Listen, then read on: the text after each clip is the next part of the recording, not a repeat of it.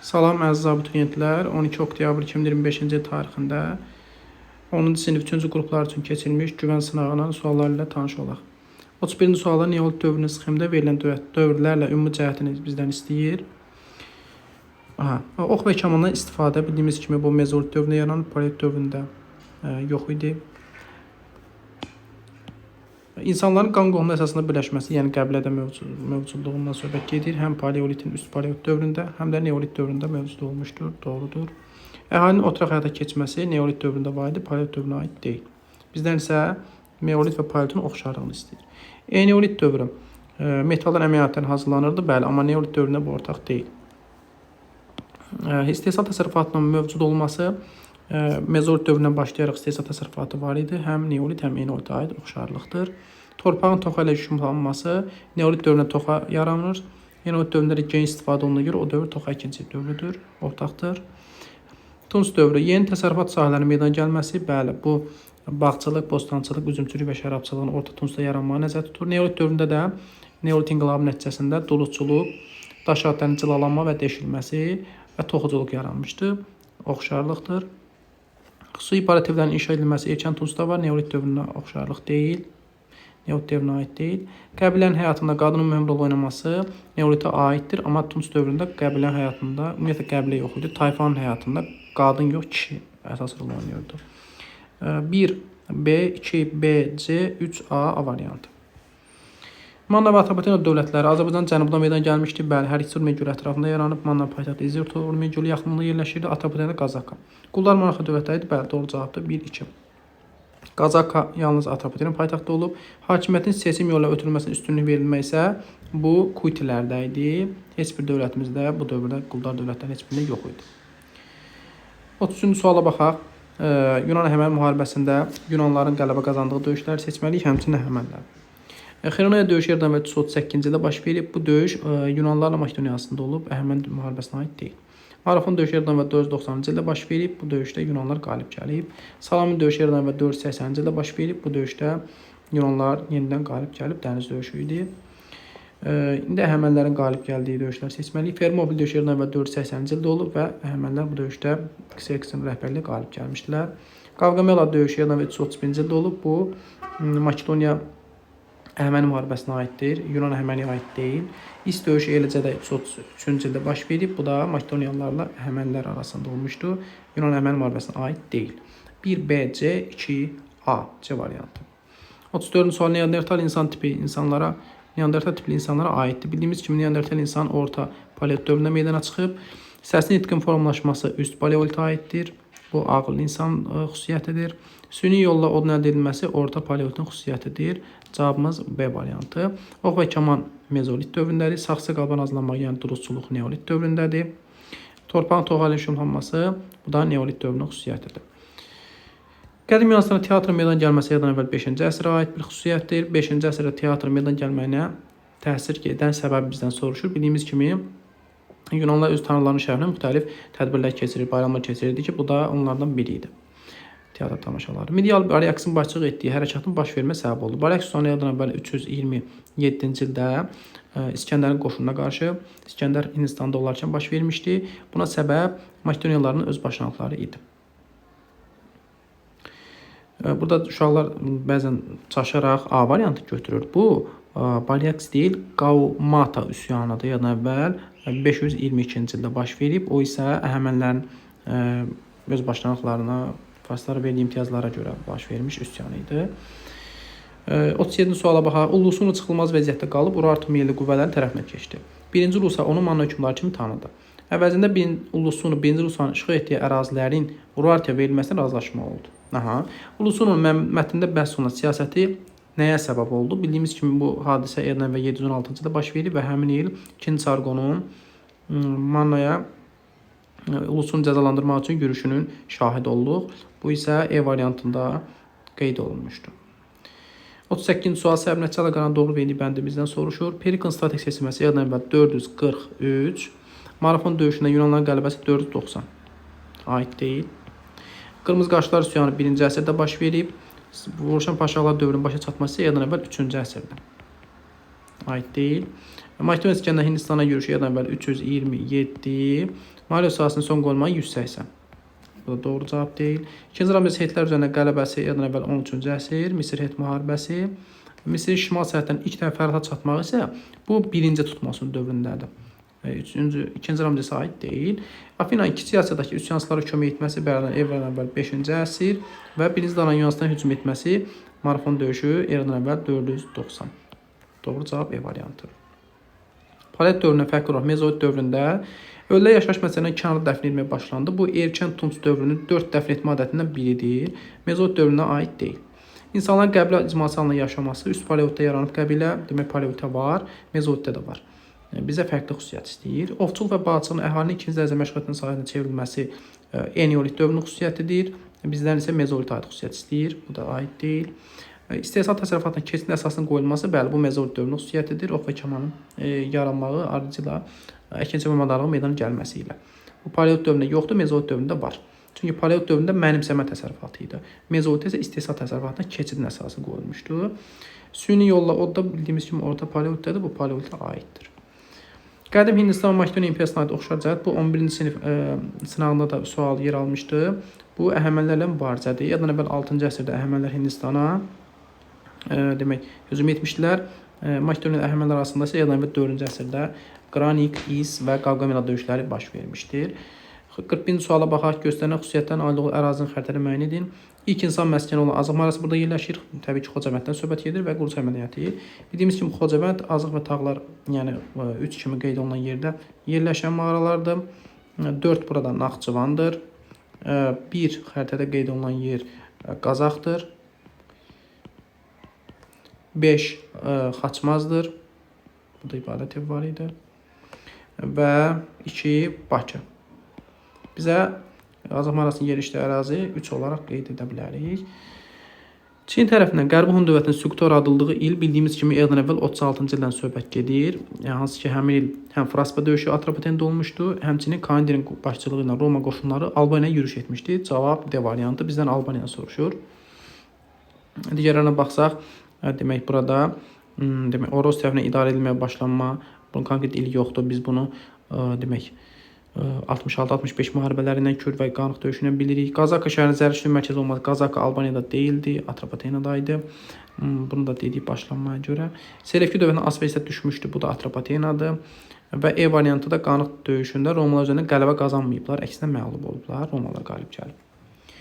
43-cü sual göstərilənlər nəyin səbəbidir? İri tayfa ittifaqları yaranır, idarə etmə adı salma adamların əlinə keçir və cəmiyyətdə varlı yoxsul təbəqə meydana çıxır. Bu da təbəqələşmənin, yəni ibtidai quruluşun dağılmağının səbəbidir. Son tuc erkən dəmir dövrünün xüsusiyyətidir. Euler-Venn diaqramında Manna və İskit dövlətlərini müqayisə etməliyik. Sirdakka müqaviləsi eradan əvvəl 714-cü ildə Ulusuni və 2-ci Sarqon arasında imzalanmışdı. Bu Mannaya aiddir. Assuriya ilə müharibə aparılması hər ikisinə aiddir. İskitlərdə İşbakay, Mannada isə Aşirin dövründə Assuriya ilə mübarizə aparılıb. Midiya dövlətinin tabe edilməsi eradan əvvəl 653-dən 625-ci ilə qədər 28 illik İskit ağalığı dövrü var. Kaştartın ölümündən sonra bu da İskitə aiddir. Vavuş döyüşü eradan əvvəl 716-cı ildə baş verib və həmin döyüşdə Aza öldürülmüşdü. Bu Mannaya aiddir. Eradan əvvəl 6-cı yüzilliyin əvvəllərinə süquta uğraması, yəni eradan əvvəl 590-cı ildə Kiaksarın rəhbərliyi ilə Midiya həm Manna, həm İskidə son qoymuşdu. Bu da oxşarlıqdır. 1A, D, 2, C, 3 isə B, Y. B variantı. 45-ci sual daha sonra baş vermişdir. Sin sualsının hakimiyyətə gəlməsi eradan əvvəl 221, Xeyronea döyüşü eradan əvvəl 338, Solon statları 594, Pinten sazişi eradan əvvəl 200, Afina-Sparta müharibəsi başa çatması 431-də başlayıb 404-də başa çatır. Daha sonra dediyinə görə biz sıfıra, yəni eramıza ən yaxını seçəcəyik. Burada da cavab Pinten müqaviləsidir. Sənətkarlar içərisində tazələr qrupuna ayrılması bu 3-cü İsmail bölgüsünün nəticəsidir və bu bölgü son tuc erkən dəmir dövründə baş vermişdir. 47-ci sualda müasir xəritədə işarələnmiş dövlətin, yəni bu ərazi, göstərilən ərazi bildiyimiz kimi Balkan yarımadasının cənubudur, yəni Yunanistandır. Yunanistan. Yəni Yunanistanın 5-ci yüzilliyin 2-ci yarısı tarixinə aiddir. Biz öncə bunu qeyd edək ki, 5-ci yüzillik eradan əvvəl 500-dən başlayır 400-ə 1-ə qədər davam edib. Bunda 2 yarısı var da əsrin. Birinci yarısı desək, illər geriyə getdiyinə görə, eradan əvvəl 500-dən demək 451-ə qədər olan dövrdür. İkinci yarısı desə, bizdən qaldığımız yerdən, eradan əvvəl 450-dən 401-ə qədər olan dövrü nəzərə tutmuş sayılır. Bizə isə 5-ci yüzün ikinci yarısı, yəni bu dövr aid olan xüsusiyyətlər lazımdır. Baxaq. Solan islahatı eradan əvvəl 594-cü ildə keçirilib. Solan islahatının keçirildiyi tarix 6-cı əsrin birinci yarısıdır. Bizə isə 5-ci əsr lazımdır. Getdi. Afrin-Sparta müharibəsinin başa çatması biraz əvvəl dedik. 404-cü ildə başa çatıb. Bu da 5-ci əsrin ikinci yarısına, yəni göstərilən illər aralığına 450 ilə 401 aralığına düşdüyünə görə 2-ni götürürük. Periklin strateq seçilməsi. Perikl eradan əvvəl 443-cü ildə strateq seçilib, 428-ə qədər hakimiyyətdə qalıb 15 il. 443-cü ildə 450 və 401-ci illər aralığını, yəni 5-ci əsrin ikinci yarısını əhatə edir. Cavabımız 2 və 3. Drakon qanunları eradan əvvəl 7-ci əsri əhatə edir. Bizə isə 5 lazımdır. Birinci əsr sonlarında Atropaten hökmdarının Roma ilə yaxınlaşmaqda məqsədi. Bildiyimiz kimi, eradan əvvəl 36-cı ildə baş vermiş Fraspa döyüşündən sonra Atropatena hökmdarı Artabaz Parfiyanın işğalçılıq niyyətini duyduqdan sonra Roma ilə yaxınlaşır. Hətta öz oğlu Ariobarzanı Oktavianın yanına göndərir və Oktavian onun 10 il orada qalmağından sonra onu hakimiyyətə çıxarır. Yəni burada uzun sözün qısası Parfiyanın işğalçılıq siyasətinin qarşısını almaq idi məqsəd. Qəblə icmasının səciyyəv deyil. Qəblə icması bildiyimiz kimi Üsbayit dövründə yaranıb, erkən Tunca qədər mövcud olub, tayfanın yaranmasına qədər. İnsanlar toğuculuğa məşğul olması Neolit bu dövrə aiddir.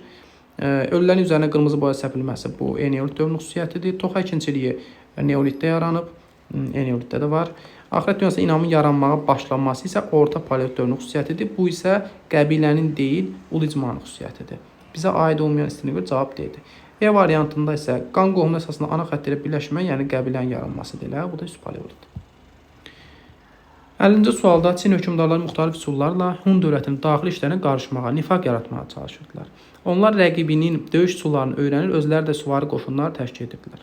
Eyni zamanda Çin hökmdarları nicat diplomasiyasına istifadə etməyə üstünlük verir. Bu yolla Hun şahsıları arasında ədavət yaratmağa çalışırdılar. Çin hökmdarlarının mətndə bəhs olunan siyasəti nəticəsində, mətndə qeyd olunub, Hun dövlətini zəiflətmək üçün bu üsulları ələ atan Çin imperatorları sonunda Hun dövlətinin eradan əvvəl 58-ci ildə iki yerə parçalanmağına nail oldular. Bu dövlət mövzu demək, bu sualın da cavabı C variantında qeyd olunub. 51-ci sual Makedoniya İskəndər Midiya Satapını 2 hissəyə bölüb Cənubi yəni özünə saxlama səbəbi. Bildiyimiz kimi İskəndər 330-cu il fərmanı ilə bütün canişinləri vəzifədən azad edilmişdi. Sonra 328-də yenidən Atropatı Midiyanı Satap təyin etdi. Həmin vaxtda Midiya 2 yerə bölünür. Kiçik Midiya, böyük Midiya. Kiçik Midiya Manna idi, böyük Midiya isə yəni Cənubi Midiya idi. Bunu əlində saxlamaq 2 səbəb var idi. Onlardan biri o idi ki, həmin ərazi ticarət yolları üzərində yerləşirdi və ölkənin şərqini əlaqə saxlamaqda mühüm rol oynayırdı. Cavabımız D variantı. Demək ki, məntiqi ardıcılığı tamamlayın. Afinada yoxsullara torpaq verilməsi uğrunda mübarizənin başlanması, yəni aristokrat demosu mübarizəsindən söhbət gedir. Üsyandan qorxan aristokratların güzəştə getməyə məcbur olub qalması və bu güzəştin nəticəsi olaraq da Solon islahatının keçirilməsi eradan əvvəl 594. Şahidlərin çoxu çaşaraq yanlışlıqla D variantını qeyd edib. D variantını niyə götürə bilməli? Çünki orada bütün əhali yazıb, bütün deyil, yalnız Attikada yaşayan kişilər nəzərə tutulmuşdu. Bütün əhali isə dedikdə qadınlar, qullar da nəzərə tutulur. Ona görə D variantı olmaz. 53-cü sual Tunc dövrünün erkən və son inkişaf mərhələlərinə, yəni erkən Tunc və son Tunc dövrünə aid ümumi cəhət istəyir. Biz elə bir variant seçməliyik ki, erkən Tuncda yaransın, son Tuncu da əhatə eləsin. Yəni davamlı bir şey olmalıdır. İri tayfa birliklərinin mövcud olması bu orta Tuncda meydana çıxıb tayfa birlikləri, erkən Tuncda yoxdur. Bəzi qəbirlərin üzərinə kurqanların qurulması, erkən Tuncda bildiyimiz kimi kurqan tipli qəbirlər, həmçinin ölü yandırma, kollektiv dəfn etmə və yaşayış yerini kanlı dəfn etmə 4 adət meydana çıxmış dəfn adəti bu son Tunc dövründə də var idi. Və bu gün də var bildiyimiz kimi.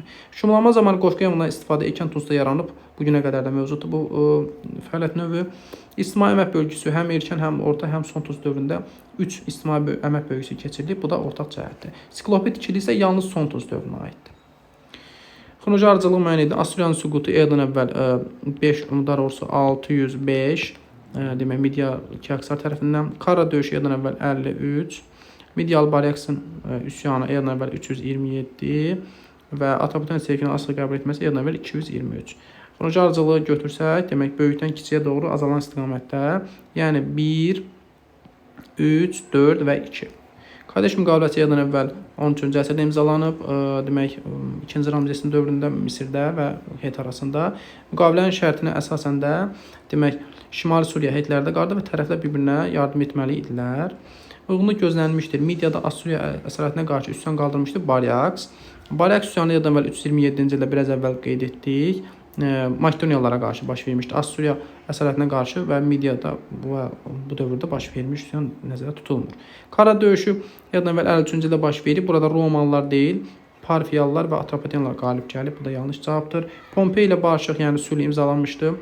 Oros eradan əvvəl 66-cı ildə baş verən Kürd döyüşündən sonra, həmçinin Qanq döyüşündən sonra ikinci müqavilə imzalanır. 3 doğru cavabdır. Selevki dövründə Asvetə düşmüşdür. Atropatena eradan əvvəl 223-cü ildə, həmin vaxt Atropatena hökmündə Artabazan idi. Cavab 3-4.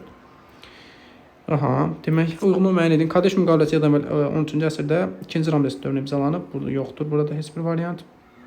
Monqol və Tibet tayfalarını tabe etmişdi. Mehdi Xaqanın xüsusiyyətidir. Hindistan vahiddə birləşdirmişdi Padşah Ashoka. O həmçinin maliyyə sualəsindən idi. Həmçinin Fələstin və Suriyanı idarə etmək üçün bölgəyə canişinlər təyin edən 3-cü Tutmos idi. 1. Burada situasiyanı oxudunuzsa əgər, burada Midiya dövlətindən, xüsusilə də Kiaksarın hakimiyyət dövründə gördüyü tədbirlərdən danışılır. 58-ci sualda Məhəmmədə hansı hökm Midiya hökmündən fərqli bəhs olunur? Yazırıq Kiaksar. 59-cu sualda mənbəyə və tarixi gündəngəsi əsasən dövləti gücləndirmək üçün Midiya hökmdarlığının, yəni Kiaksarın həyata keçirdiyi 2 tədbir. Birincisi yaza bilərik ki, ordu islahatı keçirmişdi. Ordusunun düşmənləri olan İskit nümunəsində süvari ovçularını təyin etmişdi. İkinci qeyd edə bilərik ki, demək bəzi canişinlərin demək hakimiyyətə tabe edilməsi, bu da onun daxildə gördüyü tədbirlərdən biri idi.